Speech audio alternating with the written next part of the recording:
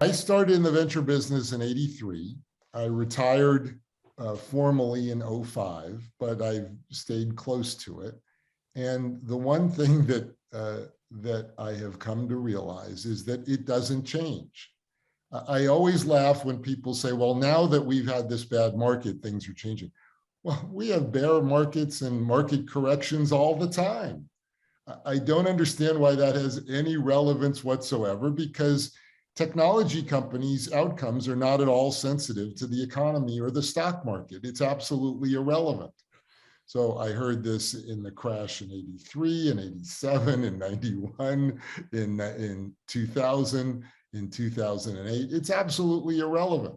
So I think that the platforms change and the waves change. So the things in which you invest change, but the opportunity doesn't change at all.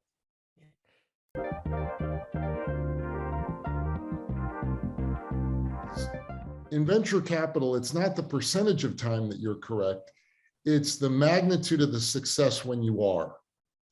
So if you try to never lose money, you'll never make big money. Risk and reward are correlated. So investing can be explained on two dimensions. You're either right or wrong, and you're either a consensus or non-consensus. Now, obviously, if you're wrong, you don't make money. But what most people don't realize is if you're right in consensus, you don't make outsized returns. The only way to make outsized returns is to be right in non-consensus.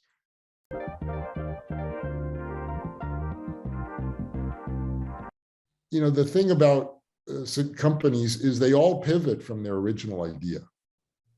So if you're backing a company specifically on what they say they're going to initially do, you're kidding yourself. So how do you evaluate? So what is it that's important? Well, at the earliest stage, at the stage at which you invest, I would imagine it's a combination of the quality of the individual, at what rate do you think they're likely to learn, and the insight as opposed to the instantiation of that insight. How powerful is the insight that they've come up with? And how likely are they to iterate on that to get to a good outcome?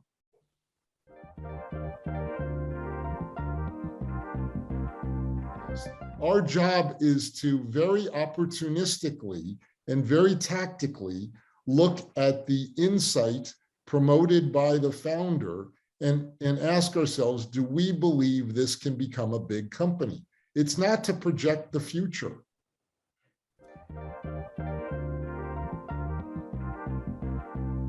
But if you build a company that generates revenue of $100 million, that's going to be valuable no matter what.